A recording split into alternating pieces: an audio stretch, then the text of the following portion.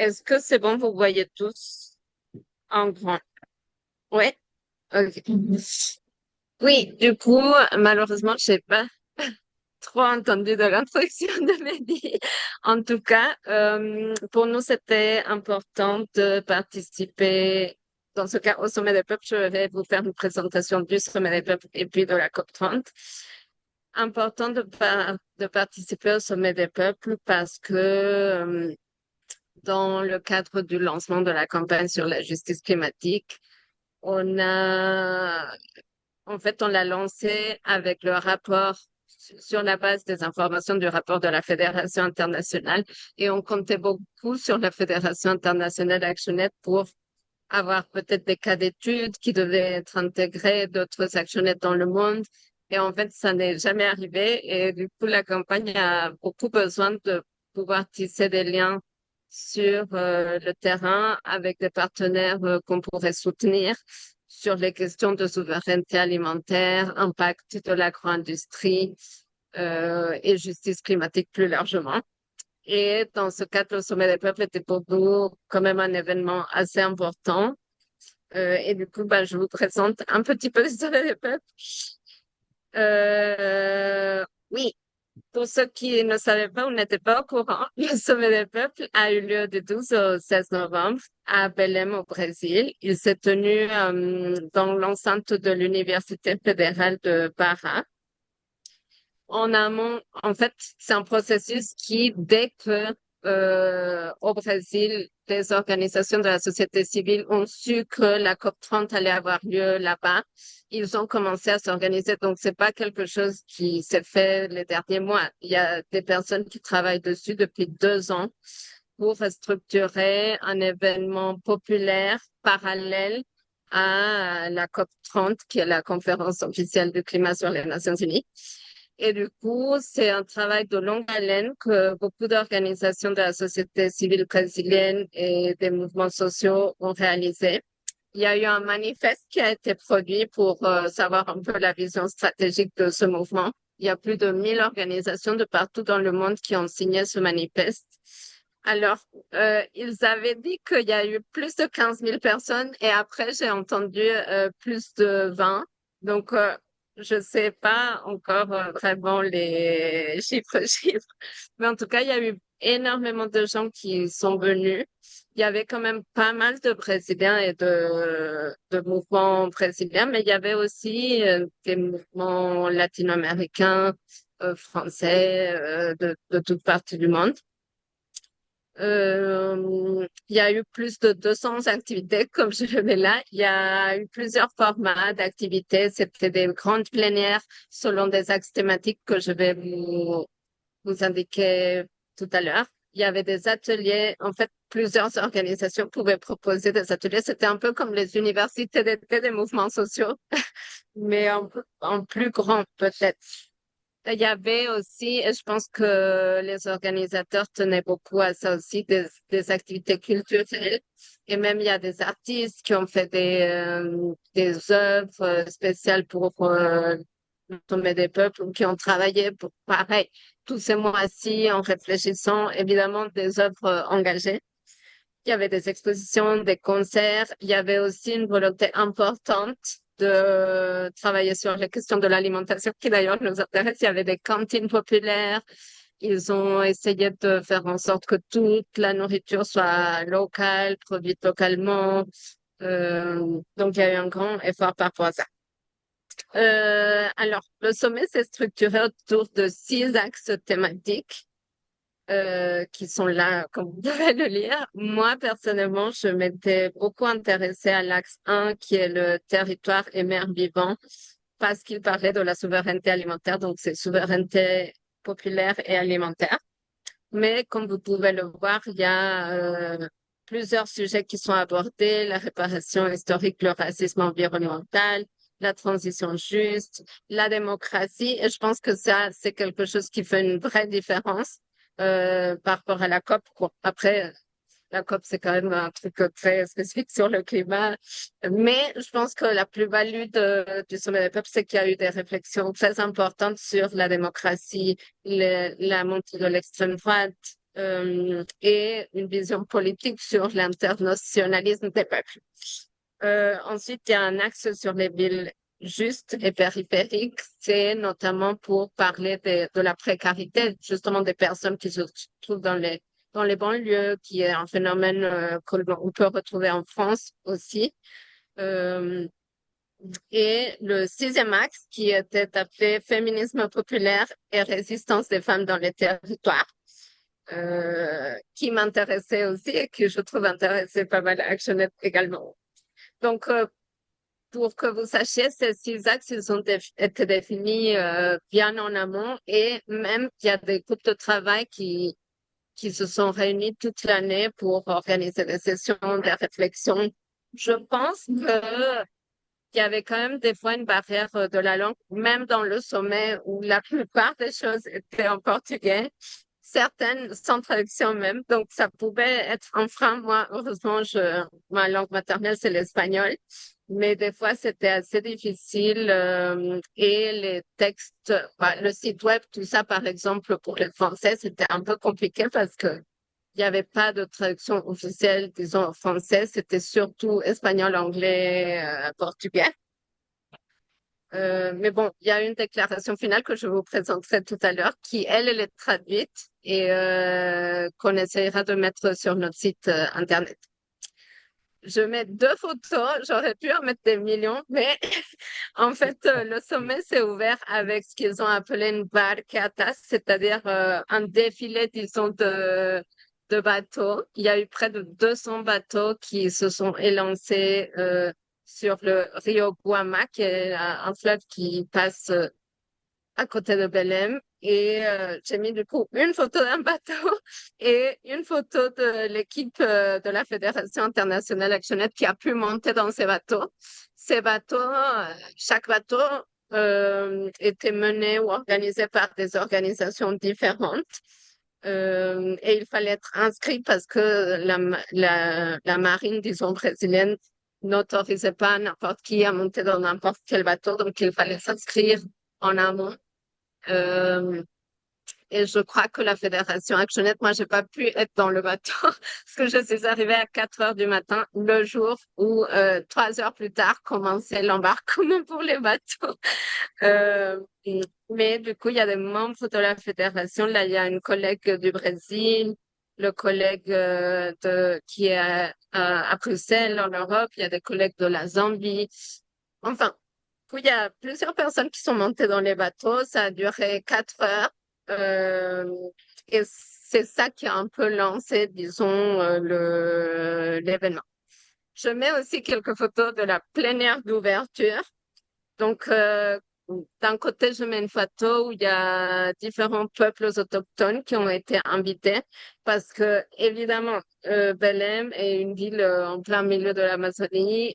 Au-delà de ça, il y avait vraiment un enjeu et une lutte que ces peuples mènent, notamment dans le cadre des questions climatiques. Et le sommet des peuples essayait vraiment de les inclure et que ça soit en fait un sommet pour eux et par eux.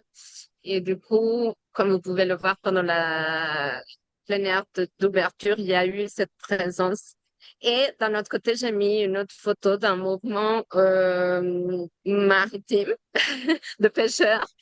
Parce qu'il y avait voilà des gros mouvements comme ça, le MST, vous verrez dans d'autres photos, le mouvement des sans-terre était aussi extrêmement présent et tous avec voilà leurs t-shirts rouges. Là, c'est les t-shirts bleus de ce mouvement-là, mais il y avait comme ça pas mal de mouvements brésiliens qui sont venus vraiment en force exprimer leurs revendications, se faire sentir, se faire montrer qu'ils étaient là et qu'ils avaient des propositions, des solutions et des résistances à montrer. Ça, je vous montre justement, c'était la plénière parce qu'il y a eu une plénière d'ouverture. En fait, la première journée, c'était la parade de bateau, la barcata qui a lancé, disons, le sommet des peuples. Ensuite, il y a eu une plénière d'ouverture, voilà, un peu politique. Et après, le lendemain, il y a eu des plénières selon les différents axes que je vous ai dit tout à l'heure.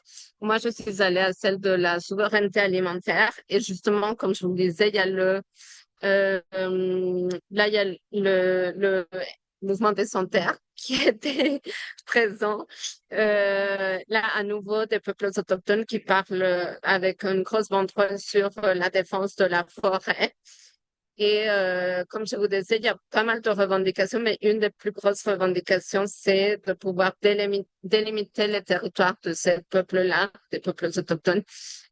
Ça, c'est une grosse revendication, je pense, au gouvernement brésilien, mais plus généralement, une revendication qu'ils souhaitaient amener à la COP, qui est des mécanismes de démarcation de ces territoires qui s'accompagnent de financement, qui s'accompagnent de préservation de la culture, de l'identité et qui s'accompagnent aussi d'une représentation politique dans ces espaces-là. D'ailleurs, je ne sais pas si vous avez entendu, mais par deux fois, des membres de communautés autochtones ont bloqué l'entrée de la COP. Ça a créé tout une polémique, mais c'était pour montrer leur mécontentement de ne pas avoir une place réelle comme un réel engagement des États à leur donner cette place-là, alors qu'ils sont les premiers concernés ou dans certains cas les plus affectés par le changement climatique, mais dans ce cas aussi, la perte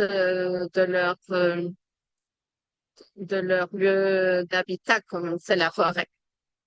Ensuite, comme je vous expliquais, en dehors de plein air, il y avait des ateliers. Là, c'est un atelier, c'est une photo d'un atelier comme vous pouvez le voir sur la dette et la capture corporative. C'était Fian. Je sais que nous, on a travaillé dans le cadre de la campagne d'ATRM avec Fian Équateur, qui a produit un rapport sur les pesticides. Là, c'était Fian Colombie qui organisait cet atelier sur les entreprises. Bah, c'était surtout que des Colombiens qui ont participé pour témoigner un peu des impacts de l'agro-industrie dans leur territoire à différentes échelles, mais aussi qu'est-ce qu'on peut faire, que ce soit en termes d'action juridique ou en termes de renforcement des cadres internationaux. Et à la fin, ça s'est fini par une création de messages politiques pour faire des pancartes pour la marche qui avait lieu. Il y avait une grosse marche, dont je vous montrerai aussi les photos, qui a eu lieu pour montrer un peu la force de la société civile et peser sur les négociations qui se tenaient parallèlement à la COP. Là, je vous montre un autre événement qui a d'ailleurs été réalisé par Actionaire de Brésil. Ça s'appelait le Tribunal populaire sur la transition juste. Et en fait, il y a eu plusieurs tribunaux populaires de sur diverses thématiques. Mais l'idée, c'était comme d'organiser, voilà, une audience des communautés affectées et essayer de passer en revue, disons, leurs plaintes pour faire avoir des recours juridiques ou dénoncer les coupables. Euh, donc là, il y avait c'était surtout des personnes du Brésil parce que bon, c'était Action du Brésil qui organisait et aussi parce qu'il y a, comme je vous expliquais, pas mal d'enjeux au Brésil en termes d'accaparement de terre, de déforestation, tout ça. Ça, c'est des photos de la pleine air sur le féminisme populaire et les résistances des femmes dans les territoires. Euh, Pareil, c'était le sixième axe de travail du Sommet des peuples. Ce, ce groupe, bah, c'est pas un groupe de travail, mais les personnes qui ont beaucoup travaillé sur cet axe-là se sont réunies toute l'année. Et d'ailleurs, ils avaient organisé des webinaires en cours d'année pour réfléchir. Il faut savoir que les plénières, mais les ateliers, en fait, tout était comme un travail constant en vue de réaliser une déclaration politique qui allait être présentée à la fin du sommet des peuples. Donc, toutes les prises de position, toutes les revendications, même dans cette plénière-là, alors que d'habitude, les plénières ou les événements un peu institutionnels, voilà, il y a les personnes, je sais pas, expertes ou la personne la plus connue, voilà, un panel de personnes.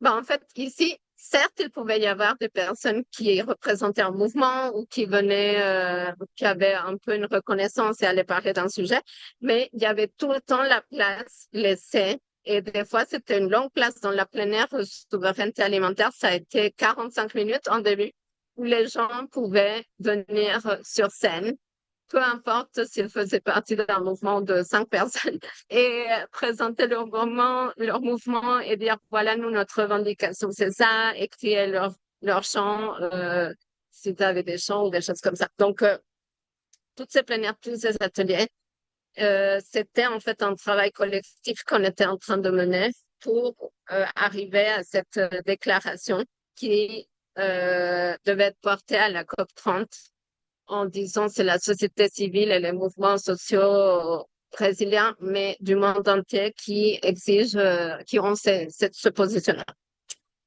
Comme je vous disais, il y avait aussi des actions artistiques. J'ai mis là 2 heures. C'est un collectif latino-américain qui s'appelle Surciendo el Planeta. C'est comme recoudre la planète, qui a pendant 2 ans, pareil, appelé demander aux gens de faire des représentations des écosystèmes, de la nature, de leurs revendications, et ils ont réuni des broderies de plein de pays de partout dans le monde qu'ils ont accrochées dans tout le hall de la partie où on s'enregistrait. Et là, c'était une statue, une autre œuvre de Donald Trump qui est qui est en guise de roi despote sur les gens qui n'ont rien. Oui. Alors, un grand moment de ce sommet des peuples était aussi la mobilisation citoyenne. Là, c'est marqué Journée globale de l'action parce qu'en fait, il faut savoir que les conférences du climat, il y a quand même, parce que tout ça rentre quand même en parallèle ou et fait partie d'un fonctionnement qui se répète chaque année. Mais en fait, cette année, c'était enfin dans un endroit, dans un pays en tout cas, qui accepte un peu plus la mobilisation citoyenne. Et du coup, chaque année, pendant la COP, normalement, il y a une grosse manifestation en milieu de COP qui sert à en fait faire pression sur les gouvernements. Et du coup, ces manifestations n'avaient pas du tout eu lieu pendant la COP à Azerbaïdjan, la COP au Brésil ou la COP au Qatar, parce que c'était des régimes répressifs ou des régimes qui n'acceptent pas ce type d'action. Mais là, du coup, c'était un grand moment du sommet des peuples de la société civile, mais aussi de tous les gens qui participent dans cet espace un peu onusien de participer à cette journée globale de l'action. Je vous ai mis 4 photos. Ça, c'est 2 photos de la Fédération ActionAid parce qu'il y avait plusieurs personnes d'ActionAid qui ont participé soit la première semaine, soit la deuxième semaine à la COP. Pour vous montrer, voilà, un peu qui qu'il y avait, surtout quelles demandes peut-être on pouvait porter. Là, il y a une collègue du Vanuatu. C'est une collègue qui est porte-parole vraiment pour les îles parce que voilà, dans son cas, elle vient d'une île qui potentiellement va disparaître. D'ailleurs, elle a été auditionnée. C'est une collègue, elle s'appelle Flora, qui a été auditionnée par la Cour internationale de justice. C'est une des personnes qui a été auditionnée en vue de que la Cour puisse rendre son jugement justement sur la responsabilité des États par rapport au changement climatique. Donc, elle était là et je voulais montrer cette photo parce que dans la bannière, c'est marqué We want a fossil-free feminist future. Parce que ActionAid a ce côté aussi féministe, de revendication féministe. Il y a aussi la question de la transition juste dont je voulais vous parler. Je vous parlerai tout à l'heure concernant la COP. Mais il y a cette autre bannière, euh, People Power Just Transition, parce qu'en fait, la transition juste, c'est la demande, disons, concertée de la société civile que la société civile est en train de porter près de cette COP parce que est censé être négocié un programme de travail sur la transition juste. Et du coup, l'enjeu était vraiment de montrer au gouvernement que nous, on se bat pour une transition juste et qu'il doit fournir ce programme. Donc ça, c'était la Fédération de Genève. Après, il y a une autre photo sur la transition juste aussi, avec une bannière qui dit BAM, parce que c'est l'acronyme en anglais de BLM Action Mechanism, parce que c'est ce que demande en fait la création d'un mécanisme, mais je vous expliquerai tout à l'heure.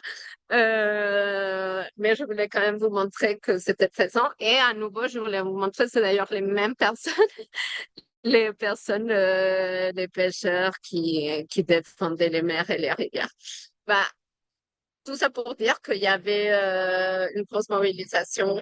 Il y a eu, je crois, 70 000 personnes qui ont manifesté le 15 novembre à Belém, sous une chaleur amazonienne, parce que c'est vraiment un climat très chaud. Donc, bravo à eux tous. Oh oui, je montre aussi des photos de moi avec notre drapeau ActionAid que j'ai amené et des camarades d'attaque avec qui j'étais, des camarades d'Emmaüs aussi, qui avaient leurs bannières, qui ont fait imprimer des bannières au Brésil. Oui, et du coup, comme je vous expliquais, tout ce travail qui a été mené depuis 2 ans par des mouvements sociaux, par des collectifs féministes, par en fait un ensemble d'organisations, avait pour but quand même d'aboutir à une déclaration politique finale. Et je vais vous donner un peu le résumé, mais elle sera, heureusement, là, elle a été traduite parce qu'au départ, elle n'était pas traduite en français. Là, elle est traduite et vous pourrez la lire tranquillement. Mais je vais vous en donner quelques, bah, en tout cas, sortir ce que je pense qui est important.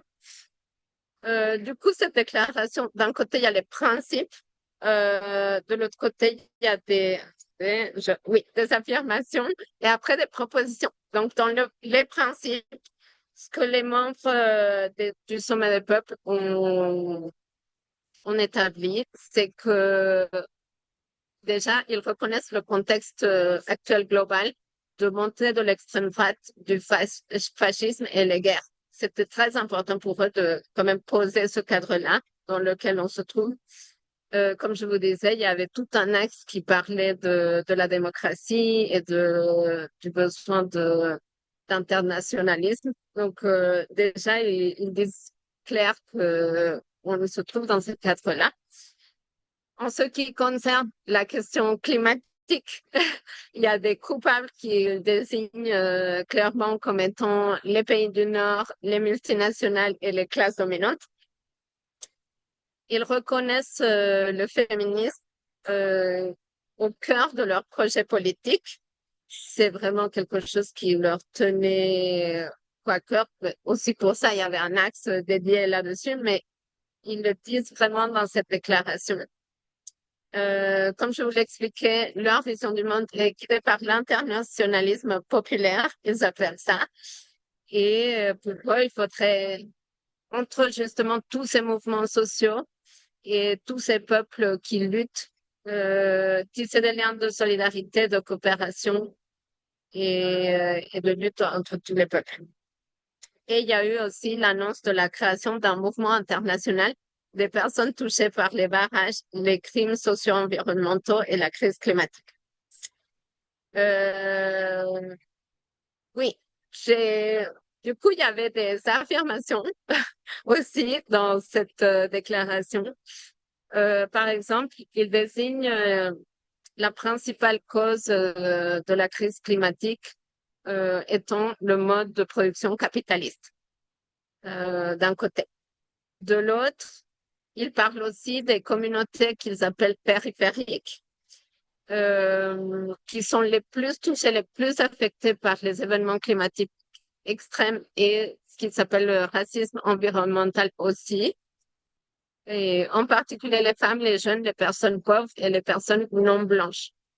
Ces communautés périphériques, je pense, elles existent tant dans les villes que ce soit les banlieues, mais évidemment, c'est aussi c'est, cette dichotomie. Bah, elles existent dans les pays du Nord, je voulais dire, dans les cas des banlieues, mais il y a aussi ce côté, bah, évidemment, c'est dans les pays dits du Sud où il y a quand même pas mal de zones sacrifiées, comme certaines personnes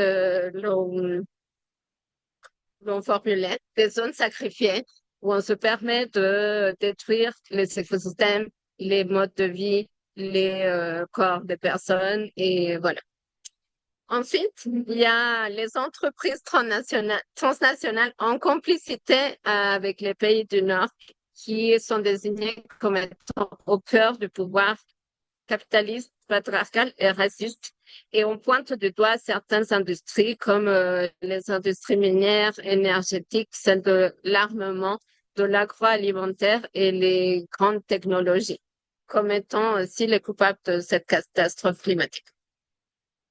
Il y a eu aussi une mention aux fausses solutions et ils ont fait mention spéciale à un fonds pour les forêts tropicales que poussait beaucoup le Brésil. En fait, le Brésil, là, pour cette COP, ils avaient créé un fonds pour les forêts tropicales qu'ils voulaient pousser à atteindre une certaine quantité de millions. Mais ce fonds a été pas mal décrié par les peuples autochtones et par les mouvements sociaux ici au Brésil et même par plusieurs autres mouvements. Parce qu'il disait, en fait, ça va être encore un fonds qui ne va pas, il va y avoir de l'argent qui va être donné là, mais on va pas savoir où va aller l'argent, il va y avoir aucune traçabilité. Et en plus, eux, leur demande aussi, c'est que les peuples autochtones puissent avoir accès au financement et que ce financement ne soit pas fait sous la forme de prêts qui continuent à endetter les pays, sinon que ce soit fait sous la forme de dons. Euh, et il y a aussi une dernière affirmation sur l'échec du multilatéralisme et notamment de ces conférences et réunions mondiales qui n'abordent jamais les causes structurelles de tous les problèmes, notamment de la crise climatique. Et finalement, dans les propositions, j'en ai sélectionné que, bon, j'ai sélectionné pas mal. J'ai laissé quelques-unes de côté, mais en tout cas, j'ai sélectionné celles que, bon, plusieurs de celles sur lesquelles nous travaillons.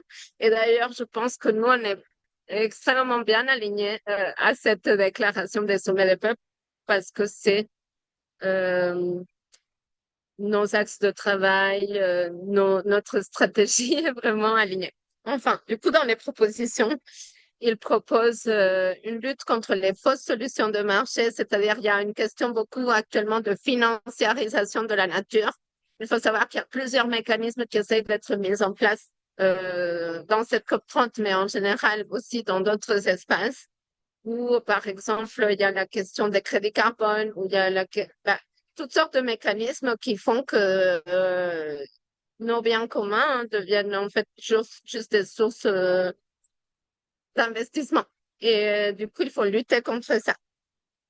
Euh, Comme je l'expliquais, la participation et le rôle central des peuples dans l'élaboration des solutions climatiques est un axe qu'ils ont beaucoup poussé, et notamment la reconnaissance des savoirs ancestraux des peuples. En fait, que toutes ces décisions ne sont pas prises sans les populations concernées, qui est ce qui se passe actuellement, en fait. Comme je vous expliquais, la question de la délimitation, la protection des terres et des territoires des peuples autochtones était vraiment la revendication presque centrale d'une grosse partie du sommet des peuples par cette forte présence de peuples autochtones. Sur les questions d'alimentation, ah non, et dans cette délimitation des terres, il y a aussi la question de la déforestation qui du coup moi, je trouvais important parce que quand on commence à travailler dessus par le biais du financement de la BNP aux entreprises de l'agro-industrie, en fait, il faut savoir quand même que l'agriculture industrielle est responsable de 80% de la déforestation. Donc, il y avait cet enjeu de dire il faut avoir des objectifs de zéro déforestation et arrêter cette expansion de l'agriculture industrielle. Ensuite, dans les questions d'alimentation, il y a une demande de réforme agraire et promotion de l'agroécologie. Et peut-être, qu'est-ce que je pourrais... Oui, j'en ai cité d'autres, mais là, je vais passer. Et peut-être le dernier que je trouve intéressant pour nous, c'est qu'ils existent.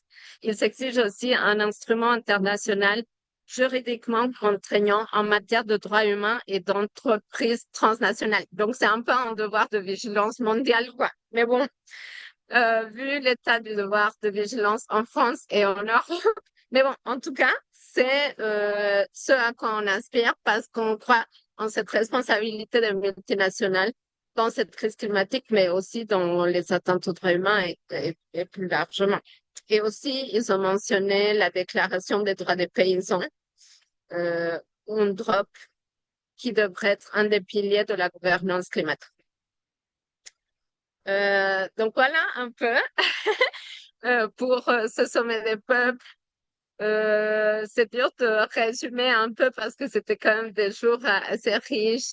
Euh, je pense que cette déclaration, elle pose quand même des bases sur finalement que veulent ces mouvements sociaux. Et d'ailleurs, à la fin de la déclaration, ils disent, ça c'était un peu que le début, que l'objectif, c'est quand même que à terme, que toutes ces personnes qui se reconnaissent dans ces déclarations et que toutes les personnes qui ont pu participer de près ou de loin au sommet des peuples, ils essaient de construire d'aller vers ce monde vers lequel on aspire à arriver. Et du coup, je passe à la partie COP30 parce que pourquoi il y avait aussi ce sommet des peuples en parallèle de la COP, c'était quand même pour influencer. Et je sais que des fois, nous, on peut être assez sceptiques. Et moi, la première, j'ai longtemps été extrêmement sceptique. Et des fois, je le suis encore sur ces processus onusiens, sur ces processus gigantesques multilatéraux où ça fait 30 ans, parce que ça fait 30 ans qu'on discute et qu'il y a des négociations et que on voit pas vraiment quelle utilité ça peut avoir, quoi. Ou on comprend pas quoi ce cirque, disons. Mais il faut savoir que les décisions qui se prennent dans ce type d'espace onusien, ils ont des implications, même si c'est pas tout de suite, même si c'est pas aujourd'hui qu'on adopte tel projet, tel mécanisme ou tel programme ou telle chose. Peut-être dans 20 ans, parce qu'on avait adopté un mécanisme, des politiques publiques qui vont avoir un impact sur les populations à l'échelle locale, nationale, vont être mises en place parce qu'il y a eu ces mécanismes et choses qui ont été faites. Donc, c'est pour ça que plein de gens se battent. Et du coup, je vais vous présenter un peu cette fameuse COP30. Donc, c'est la 30e conférence. Alors, déjà, juste rapidement, pour vous dire que il y a 3 conventions cadres. En fait, l'ONU a créé 3 conventions cadres issues du sommet de Rio en 92. En fait, en 92, on s'est dit, on a plein de soucis, disons, au sujet de l'environnement. Et du coup, il faut que l'ONU prenne en main cette question. Et cela va être fait à travers des conventions cadres internationales qui vont se réunir et décider de plein de sujets. Donc, ont été créées 3 conventions, une sur le climat qui est la plus connue, mais il y a la Convention biodiversité aussi qui a pas mal fait du bruit l'année dernière, qui avait lieu en Colombie. Et il y a une convention de désertification. Donc, il y a ces 3 conventions qui ont été créées. Et du coup, ça, c'était la 30e liée au climat, au changement climatique. C'est la convention cadre sur les changements climatiques qui, du coup, a lieu à Berlin.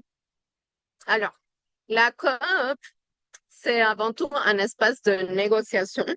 Et là, je vous mets, en fait, chaque année, il y a des sujets qui sont sur l'agenda, qui doivent être discutés et dont doivent sortir des décisions concrètes.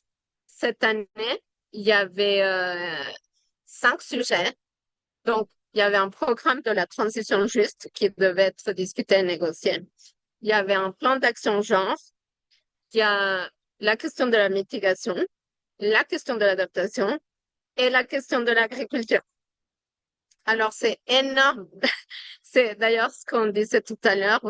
Bon, je vous raconterai, mais on faisait un débrief avec le réseau Action Climat français.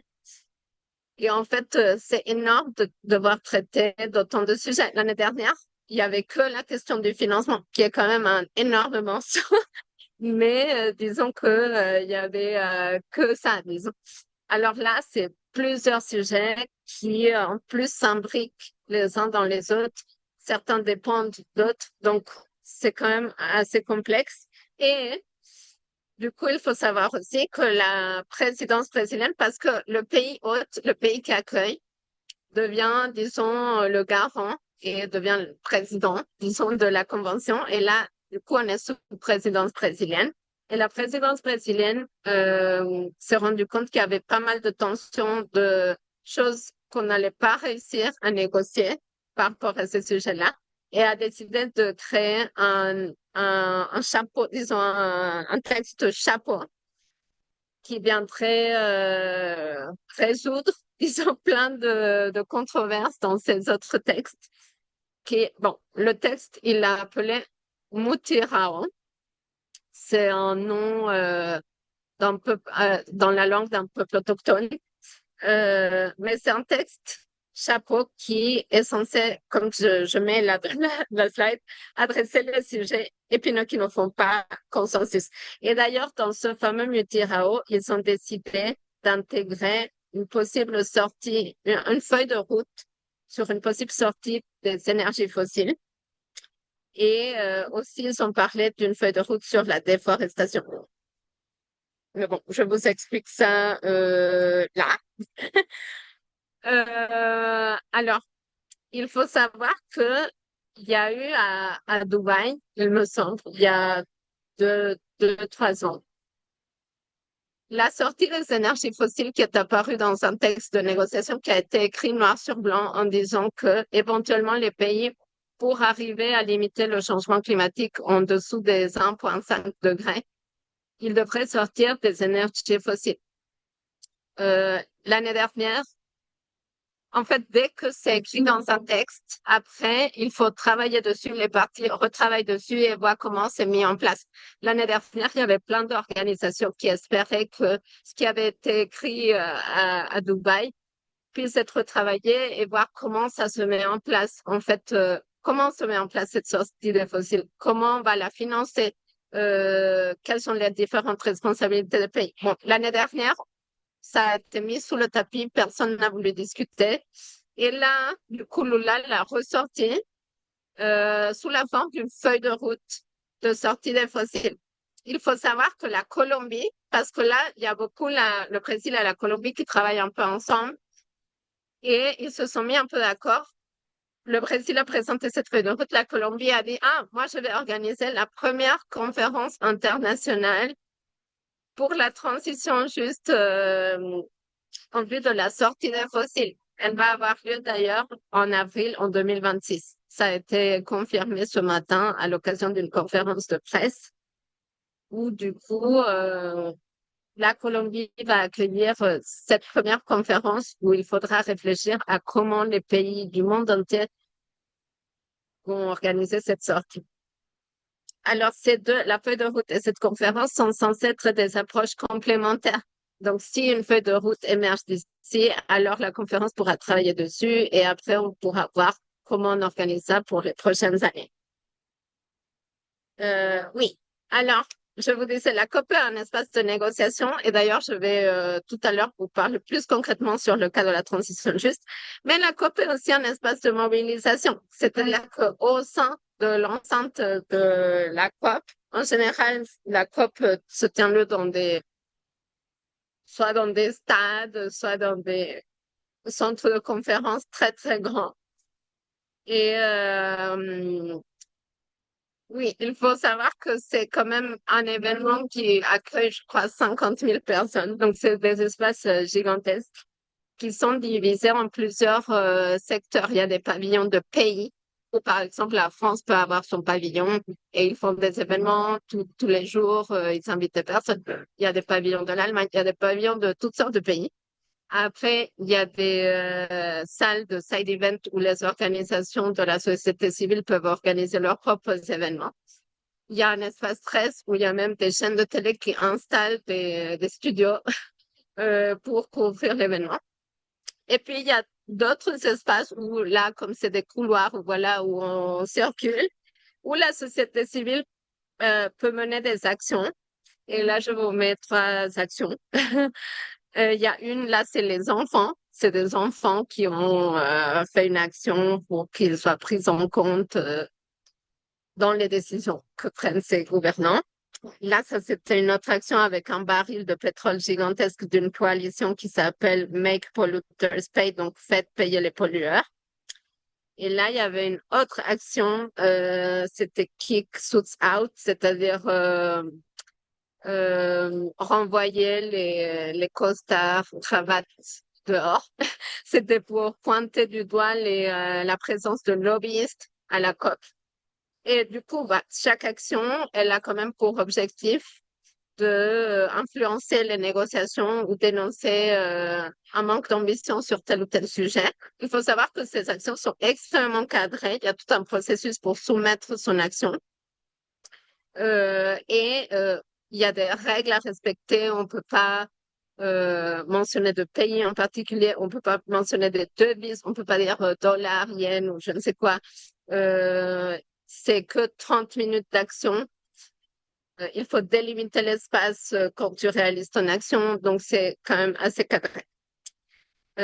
Oui, la COP est un espace médiatique. Comme je vous disais, il y a des chaînes de télévision qui installent carrément des studios, mais il y a aussi pas mal de salles de conférences de presse et il y a toutes sortes de conférences. Ça peut être des pays. Bah, là, il y a 2 jours, l'Union européenne a fait une conférence de presse pour voilà dire eux qu'est-ce qu'ils pensaient des textes dans l'état actuel. Voilà. Mais là, je vous ai mis une photo d'un de nos collègues de ActionAid États-Unis, parce que la société civile peut aussi faire des conférences de presse s'il voit que voilà, les négociations elles stagnent ou s'il y a un pays qui est en train d'influencer de mauvaise façon ou quoi, bah, la société civile peut aussi organiser. Et dans ce cas, je crois que c'était plutôt pour présenter un rapport qu'il est en train de montrer. Mais voilà, il y a ça aussi. Oui. Alors, la COP, je vous mets là, est un espace d'influence et de capture corporative. Chaque année, on parle du nombre de lobbyistes des énergies fossiles présents dans la COP. Cette année, il y avait 1600 ou 1700 lobbyistes des entreprises du pétrole qui étaient présents. Mais il y a eu une organisation qui a fait aussi une recherche sur la question de l'agroalimentaire. Comme nous, on travaille pas mal là-dessus, je vous présente ça. Et là, il y a France Info qui a fait une petite infographie sur l'évolution du nombre de délégués liés à l'industrie agroalimentaire. Alors, il y en avait beaucoup à la COP 28. Mais là, on voit qu'entre l'année dernière et cette COP, il y a quand même eu une petite augmentation. En tout, il y avait 300 lobbyistes des entreprises agroalimentaires présents. Ce qui est déplorable, c'est que plusieurs d'entre eux sont accrédités par les États eux-mêmes. La France avait d'ailleurs accrédité cinq lobbyistes, c'est-à-dire représentants d'entreprises, dont 4 de Danone et un de Carrefour. Mais il y a des entreprises comme Bayer, Cargill, qui sont aussi présents, ou GPS, qui est un négociant de viande, producteur de viande brésilien. Il y avait pas mal d'entreprises de la viande d'ailleurs. Et là, j'ai mis une photo où il y a carrément eu un espace dédié pour ces entreprises qui là s'appelle l'AgriZone. où en fait ces entreprises pouvaient tranquillement faire des événements. Et bon, au-delà de ça, c'est pas juste de faire des événements. En fait, c'est que il y a carrément du business qui se fait. Il y a de l'influence à direction de certains pays. Et du coup, là, dans cette photo, il y a d'ailleurs des personnes qui sont en train de manifester devant, devant cette agression pour dire que c'était pas possible d'avoir une zone dédiée à ces entreprises-là. Oui. Alors là, je vous fais un point sur la question de la transition juste, qui est une demande forte de la société civile et qui a été intitulée BAM pour Belém Action Mechanism, donc le mécanisme de Belém pour la transition juste. En fait, chaque année, il y a une espèce de concertation parce que il y a plusieurs euh, réseaux, disons, d'organisations de la société civile. C'est quand même un espace très structuré. C'est comme nous, on fait partie des INGO, c'est le groupe des organisations de l'environnement, environnemental. Mais il y a des organisations de jeunesse, il y a les organisations de femmes, il y a d'ailleurs les entreprises qui sont aussi constituées. Mais au sein des groupes environnementaux, il y a des grands réseaux qui structurent le travail de la société civile. Et du coup, là, en France, il y a le RAC France. Mais en fait, le RAC, c'est la version française d'un grand réseau qui est le réseau Action Climat International. Ce réseau Action Climat International est un réseau très utile d'ailleurs pour les différentes organisations de la société civile parce que chaque jour, ils organisent une réunion journalière pour tenir au courant les personnes de ah, voilà ce qui s'est passé dans les négociations, les textes, nanana. Voilà les actions qu'il va y avoir aujourd'hui, voilà les événements importants. Ça se trouve, il y aura une plénière sur tel sujet, vous pouvez participer. Voilà. Donc, c'est un moment où ce réseau peut, en fait, informer toutes les organes qui ne sont pas en mesure de suivre au détail ce qui se passe. Et du coup, des discussions ont été menées dans le cadre de ce réseau en concertation avec d'autres réseaux en début d'année, parce que c'est quelque chose qui prend son temps pour décider que c'était la question de la transition juste qui allait être poussée. Comme je vous expliquais, il y avait plusieurs sujets de négociation. Donc, l'adaptation, transition juste, le plan genre, plein de choses. Mais là, ils se sont dit que c'était la question de la transition juste qui pouvait le plus nous mener vers des résultats à terme satisfaisants pour tout ce qu'on souhaite atteindre. Parce que la transition juste pouvait parler de dignité au travail, parce que la transition juste pouvait parler des inégalités entre les pays et les responsabilités historiques que certains pays du Nord ont envers des pays du Sud. Parce que la transition juste, c'était l'opportunité de parler de différents secteurs. Ça peut être l'énergie, ça a été historiquement d'ailleurs beaucoup parlé de l'énergie, mais ça peut être tous les autres secteurs parce que tous les secteurs ont besoin d'une transition juste. Donc, ça a été un peu le sujet de concertation. Et là, je vous mets une action, que justement, comme je vous parlais des actions, qui a été réalisée pour pousser les pays à...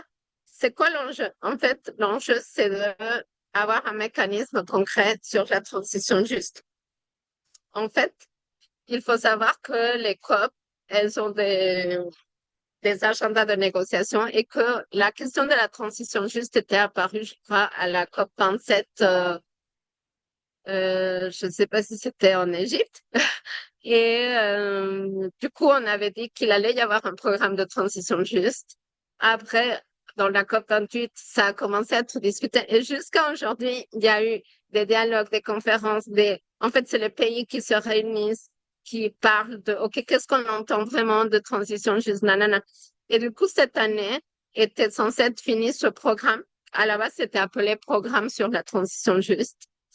Et en fait, la société civile s'est dit, pour que vraiment un programme sur la transition juste puisse être mis en place, il faut un mécanisme dédié. Et c'est pour ça qu'il demande un mécanisme de BLM de la transition juste, c'est-à-dire une entité à part entière qui pourrait permettre de établir des indicateurs de c'est quoi une transition juste, établir des canaux de financement, établir toutes sortes de choses. Et pourquoi je vous disais cet intérêt de, OK, des fois ça paraît abstrait, des fois ça paraît inutile, des fois ça paraît long.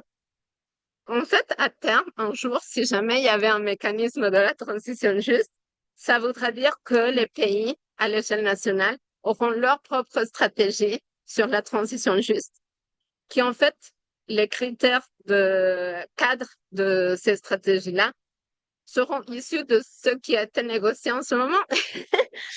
Et c'est pareil d'ailleurs avec les plans climat que l'on connaît tous, les plans d'adaptation. La France fait un plan d'adaptation à l'échelle nationale et plein de pays en font. En fait, tous ces plans-là sont issus des négociations qui ont eu lieu dans des COP il y a plusieurs années auparavant. D'où cette envie de créer ce mécanisme. Et là, je vous fais un petit point sur la Fédération internationale, parce qu'en tant que Fédération internationale, il y a pas mal d'événements qui sont organisés. Là, c'est une action. Là, en général, la Fédération internationale ActionAid organise une action par semaine. Bon, il y a 2 semaines, donc c'est 2 actions en tout.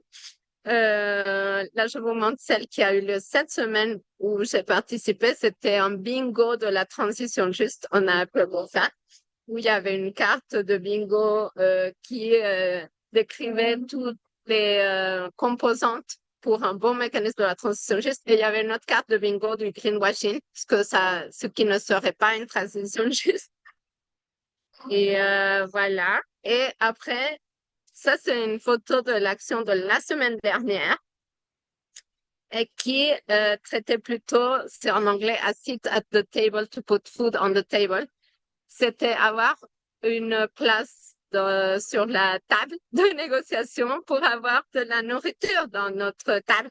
En fait, tristement, bon là, ça va un peu mieux, mais l'agriculture ne faisait pas partie, depuis toutes ces années de discussion, l'agriculture ne faisait pas partie du programme de la transition juste. Il faut savoir que l'agriculture est tout le temps, de toute façon, dans ces espaces un peu laissée de côté, alors que l'agriculture euh, produit un tiers des émissions de gaz à effet de serre et est un secteur qui devrait arriver à une transition juste, d'ailleurs, vers l'agroécologie. Mais l'agriculture n'était pas inscrite et ne l'est toujours pas inscrite telle qu'elle, mais il y a mention aux petits agriculteurs et du coup, il y a espoir qu'on puisse parler quand même de l'agriculture. Mais bon, du coup, la Fédération actionnelle a fait une action spéciale pour que l'agriculture puisse être intégrée dans ces discussions. Oui, je vous montre 2 exemples, mais il y en a plein d'exemples. Comme je vous expliquais, la société civile peut faire des side events, c'est-à-dire des événements parallèles. Là, je vous montre 2 événements que des membres d'ActionAid ont pu faire, justement sur la transition juste, une transition juste dans l'agriculture et les systèmes alimentaires, perspectives et feuilles de route. Euh, il y a un autre événement sur construire une résilience climatique inclusive au Vanuatu, où justement la collègue que je vous expliquais du Vanuatu était présente. Donc, ActionAid en général, la participation, c'est la réalisation d'actions, la réalisation de side events, la réalisation de conférences de presse. Ici, il y a un rapport qui est publié et d'ailleurs, la fédération, en fait, le rapport qu'ils avaient publié il y a longtemps, ils ont décidé de faire un rapport annuel qui sort à l'occasion de la COP avec l'objectif qu'un jour, on soit comme ces réseaux, je sais pas, comme Oxfam qui fait son rapport sur les inégalités, qu'un jour, il y a aussi le rapport ActionAid qui soit attendu et qui soit... Voilà. Oui, je voulais juste brièvement parler de la question de l'agriculture, parce que bon, comme on travaille sur les questions d'agriculture et de souveraineté alimentaire, et d'ailleurs, j'ai pas pu compléter totalement cette slide, mais c'était essentiellement pour vous dire que, comme je vous avais expliqué en début de présentation, plusieurs thèmes allaient être négociés à l'occasion de cette COP. Et la question de l'agriculture en était un. Pourquoi? Parce qu'il y a un programme dédié qui s'appelle Programme de Sharm el-Sheikh sur la mise en œuvre de l'action climatique pour l'agriculture et la souveraineté alimentaire. Et malheureusement, déjà, il y avait des problèmes dans l'utilisation, dans le texte, puisqu'il y avait un langage qui prenait des solutions techno-solutionnistes, comme la smart agriculture ou les marchés carbone, alors que nous, ce qu'on veut, c'est l'agroécologie.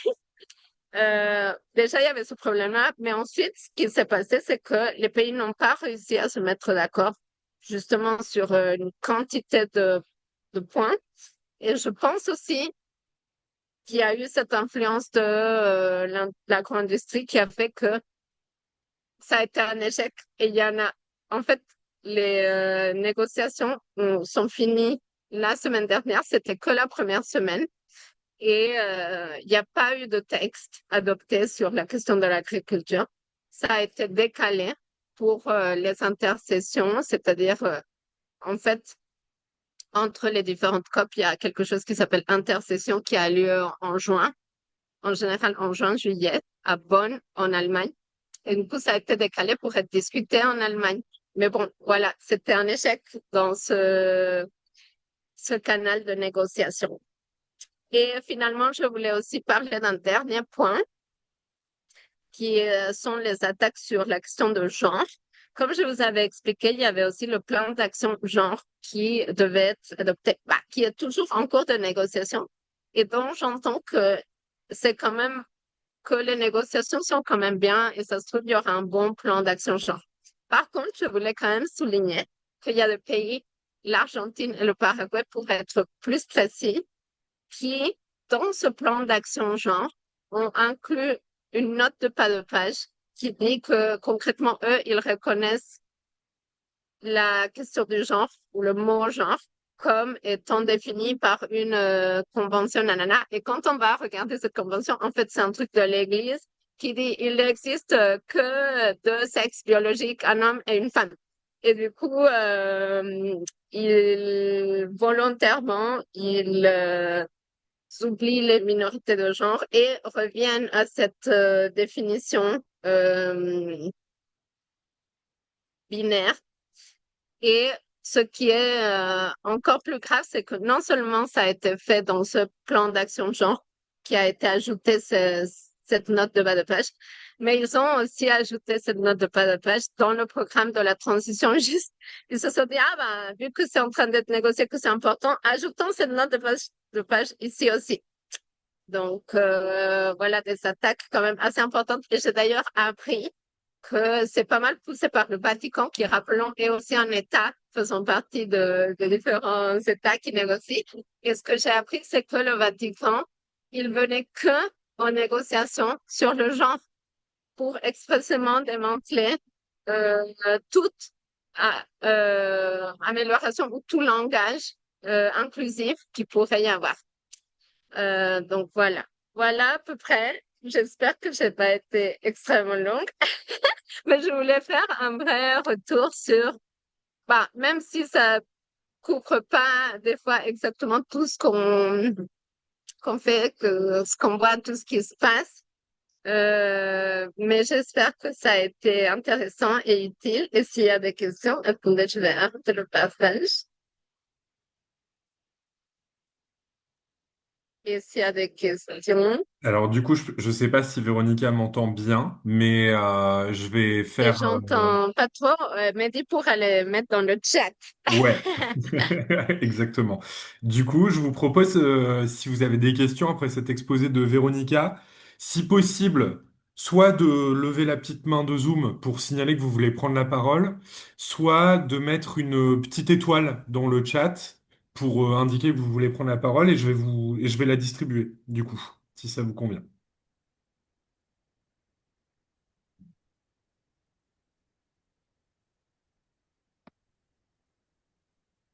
Eh ben, du côté de Manuela et Oui, Luc, la main je est vois une main levée. levée. Il y a Manuela qui lève, ou Luc Allez-y. qui lève la main. Merci Véronica. Je ne sais pas comment appeler, témoignage compte rendu est très précieux.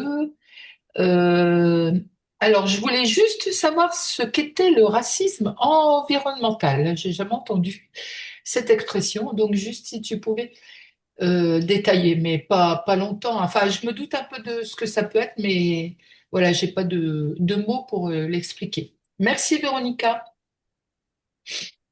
Oui, j'ai pu entendre à peu près. Oui, j'ai entendu l'essentiel. Et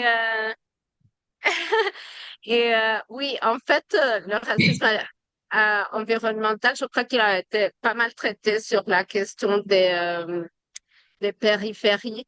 En tout cas, c'est quand il y a des politiques, justement, euh, environnementales qui ne prennent pas en compte. C'est comme, je pense que c'est ce qui avait déclenché un peu les gilets jaunes, la taxe carbone, parce qu'on ne prend pas en compte les réalités des personnes. Et en plus, dans ce cas, je pense que ça faisait aussi référence à que c'est en général les populations non blanches vivant dans des quartiers marginalisés qui souffrent le plus des effets du changement climatique de par euh, leurs conditions de vie et leur position de classe, disons, et que déjà ça, et qu'ensuite les politiques publiques mises en place ne prennent pas en compte ces réalités. Et du coup, ça, c'est catalogué comme du racisme environnemental. Enfin, les politiques publiques pro-environnement. Super, merci Véronica. Et je passe la parole à Birte, du coup. Je voudrais te remercier aussi de cette présentation qui était vraiment super intéressante et bien faite. Et puis, je voudrais revenir à cette question de transition juste. Tu entends ce que je dis ou il faut Au peut-être pire, que... je tape de toute façon, Birte, ne t'en fais Oui, pas. oui, d'accord. Euh, et comment ça s'articule avec la justice climatique dont on a l'habitude de parler. Euh, on voit bien que quand on part plein pot sur l'électrification, sur les batteries, sur les voitures électriques, il y a plein de questions de droits humains qui vont se poser par rapport à l'extraction de terres rares, etc. Mais comment est-ce que ces deux notions, comment est-ce qu'on peut lier ces deux notions de justice climatique et de transition juste dans nos campagnes, dans nos façons de parler, de présenter les enjeux? Merci.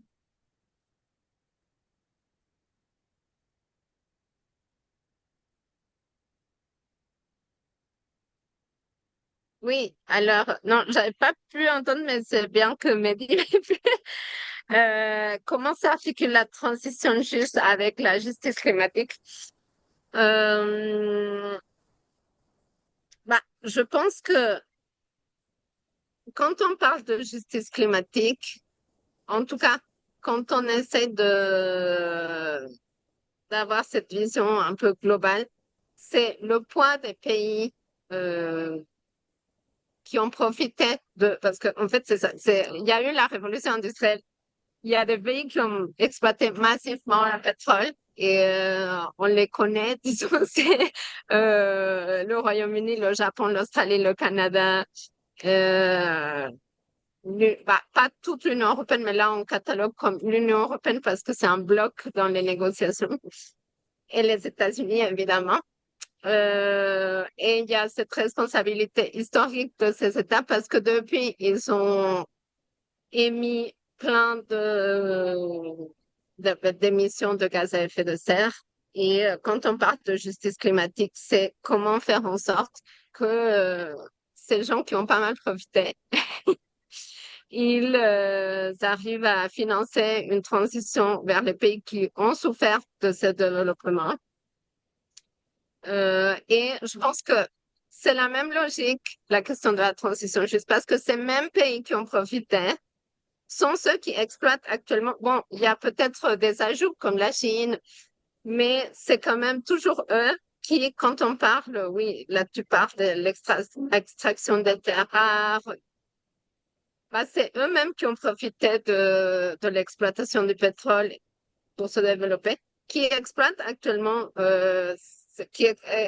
cette extraction de terres rares, qui continue, même pour la question de l'agriculture. Si on parle, par exemple, dans le cas de la campagne, on va essayer de travailler beaucoup plus dans ça sur la question du soja. En fait, le soja qui est produit au Brésil et qui détruit tout le Brésil, disons, bah, il est destiné à l'importation, c'est-à-dire pour la consommation, pas directe. Non, parce que c'est pour nourrir le bétail de l'Europe et de la Chine. Donc, cette logique, la justice climatique à la base, je crois que c'était beaucoup lié au pétrole, aux énergies fossiles, parce que le climat, les énergies fossiles. Mais la question de la transition juste, c'est, en fait, il faut la faire, cette transition, et les responsables sont les mêmes. Les responsables continuent à être les mêmes. Et par contre, on doit tous, parce que cette transition, en fait, tous, on doit aller vers des modes de vie plus sobres, mais pas tous ont les mêmes opportunités d'y arriver. En fait, comme dans la justice climatique, pas tous avaient les mêmes responsabilités. Dans cette transition juste, pas tous ont les mêmes opportunités et pareilles responsabilités parce que c'est facile de dire à des pays, disons, en développement, ah non, il faut absolument que vous ayez que vous passiez à l'électrique ou je ne sais quoi, mais comment ils vont le faire s'ils n'ont pas l'argent? Et en plus, ces mécanismes qui sont mis en place à travers des aides publiques au développement, parce que, comme je disais, toutes ces décisions qui sont prises, par exemple dans le cadre de la finance climat, s'ils disent tant d'argent doit aller à l'adaptation ou tant d'argent doit aller à l'atténuation, bah après les pays, l'aide publique au développement française se base sur ça aussi. Il dit, ah bah l'ONU a dit qu'il doit y avoir tant d'argent pour ci, tant d'argent pour ça. Mais du coup, que cette aide ne soit pas faite sur la forme de prêt, c'est que la France est une très mauvaise élève et donne essentiellement des prêts c'est-à-dire on est en train de dire au pays, ah oui, tu dois t'adapter. Ok, je vais te donner des prêts, mais à des taux hyper élevés et continuer à creuser la dette.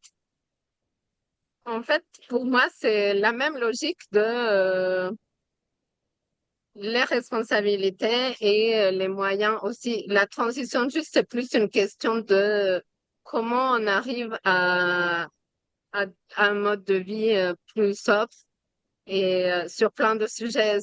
Mais il y a une question de financement importante. La question de la justice climatique, c'est aussi une question de réparation et de reconnaître le poids de la responsabilité de ces pays-là. Je ne sais pas si j'ai pu un peu répondre à ta question.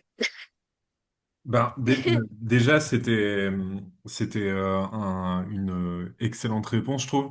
Moi, je me permets juste un mini complément pour faire le lien avec ce que Véronica disait sur l'aide publique au développement.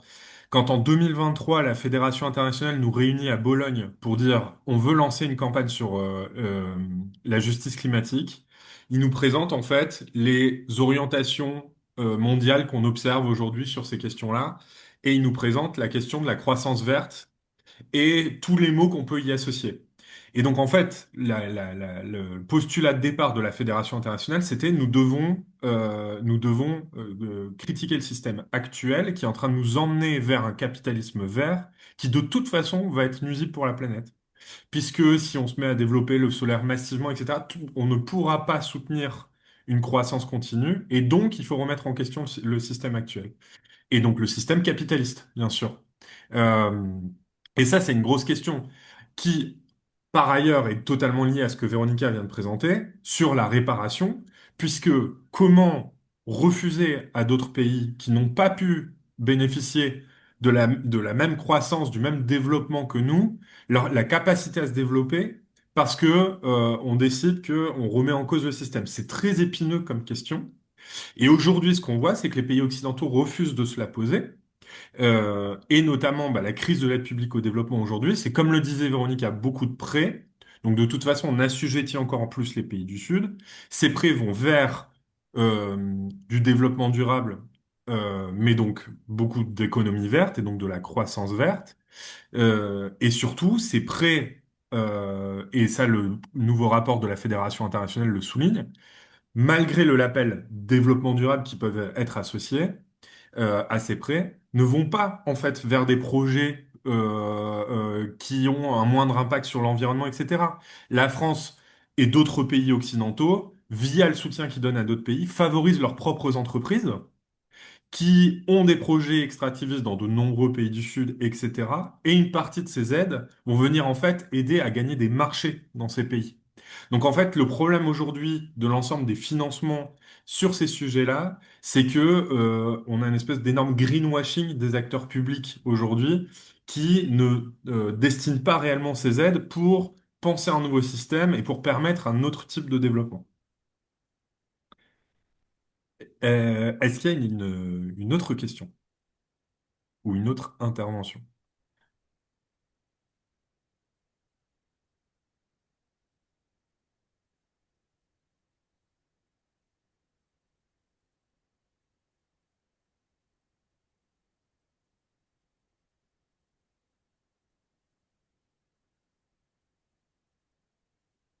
J'en profite en attendant peut-être que des personnes réfléchissent et lèvent la main pour dire que je suis en train d'enregistrer le webinaire et qu'on le diffusera du coup.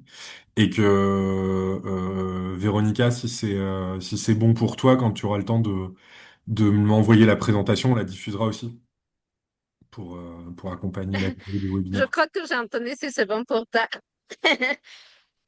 Oui, là, d'ailleurs, pour vous mettre au fait de ce qui se passe, finalement, parce que c'est que, ah oui, il y a eu un incendie hier qui a arrêté les négociations. On a dû être évacués. Je ne sais pas si vous avez entendu parler, mais euh, la présidence brésilienne avait beaucoup d'ambition de vraiment plier le tout d'ici ce soir parce que c'est censé être la fin, mais toutes les COP se prolongent en général le samedi, le dimanche. En général, ça finit le dimanche. La présidence brésilienne voulait absolument finir aujourd'hui parce que je crois que Lula avait des ambitions politiques de amener quelque chose au G20 qui est normalement à lieu en Afrique du Sud, j'ai l'impression. Donc, il voulait arriver au mode G20. Voilà, moi, j'ai mon truc, voilà. Là. Mais bon, je pense pas que ça va avoir lieu. Euh, Il y a des déceptions sur certains textes, notamment l'adaptation il y avait des enjeux à financer l'adaptation, donc des questions financières où il n'y a pas du tout de mention à quoi que ce soit. Et là, on essaie de voir comment pousser l'Union européenne parce qu'en fait, il faut savoir que comme les États-Unis se sont retirés de l'accord de Paris et qu'ils sont même pas là dans les négociations, l'Europe se retrouve face à ses propres contradictions, je pense. Et parce qu'avant, ils se mettaient souvent derrière les États-Unis en disant non, mais c'est les États-Unis qui ne veulent pas ci, ne veulent pas ça, nanana, et nous on suit parce que là, c'est l'Europe, en fait, qui est pire que ce que pouvaient être autrefois les États-Unis, je crois, mais c'est parce qu'ils se retrouvent à être eux, bon, avec l'Australie, le Canada, ceux qui vont devoir assumer ces compromis et si c'est la question de financement, bah, de donner ces financements. Donc, il y a une réticence très forte de l'Union européenne qui agit en tant que bloc. Il n'y a pas des positions de pays, c'est pas la France ou la Pologne ou l'Italie. C'est un bloc entier et il y a beaucoup de réticence apparemment de l'Europe à faire aboutir à des mesures de financement, à toutes sortes de mesures. Mais on verra ce que ça donne. Et oui, du coup, je vous quitte. Eh ben, comme de toute façon, je vois pas d'autres mains qui se lèvent, je propose qu'on s'arrête ici, si ça vous va, et qu'on libère Véronica. Je me permets, avant de qu'on termine, de vous dire que j'espère que ce genre de webinaire vous plaît et que on va continuer à en faire, bien sûr, et de vous donner quelques informations sur les prochains. On va envoyer un calendrier dès le début de la semaine prochaine. Donc, on a une date de prévue déjà pour le prochain webinaire qui est le 17 décembre de 15 heures à 17 heures pour parler avec le groupe de travail qui travaille sur le volontariat, des outils qu'on est en train de mettre en place et de ce qu'on souhaiterait faire sur les questions de volontariat. Euh, En janvier, on va avoir un webinaire qui est plus sur les questions de dynamique militante et aussi l'ensemble des outils qui existent sur le fameux cloud auquel j'ai encore des personnes qui me disent qu'ils n'arrivent pas à accéder ou n'ont pas l'info, donc on va refaire un temps de présentation. Et fin janvier, on va avoir un webinaire sur la campagne Droits des femmes, où on va pouvoir vous présenter l'ensemble des actualités y compris l'audience. Vous parlez de l'audience qu'on a eue hier dans le procès qui nous oppose à Yves Rocher. Et en février, on fera un point sur la troisième campagne sur la régulation des multinationales et on aura un temps d'échange aussi avec Action Aid Haïti. Mais comme je vous le disais, semaine prochaine, on vous envoie ces informations-là et on vous tient informés au fur et à mesure. Voilà, bah, je vous propose qu'on se laisse ici si ça vous va. Et merci beaucoup Merci pour votre beaucoup. participation. Merci. Merci, c'était super. Merci beaucoup. Merci, Merci. À merci. bientôt tout le Bon monde. retour. Merci. À bientôt. Merci À bientôt. Véronica. Ciao, ciao. Ciao. Et bonne manif demain contre les violences faites aux femmes. Ouais, moi je serai à Lille, je vais peut-être vous croiser du coup. Ah, bah oui. Grande place. Moi, je Je- suis dans le service d'ordre. Je suis dans le service d'ordre. Ok, d'accord. Ça marche. Je serai avec deux bouts de chou Ah, qui vont d'accord. marcher. Allez-y, elle vient avec son fils, je pense. Ah bah voilà. Et bah ce sera Action Aid et Donc, avec Family. la garderie féministe. Ouais. Nous, on accueille Bardella demain à la Flèche. On est Ah oui, heureuse. c'est vrai ça.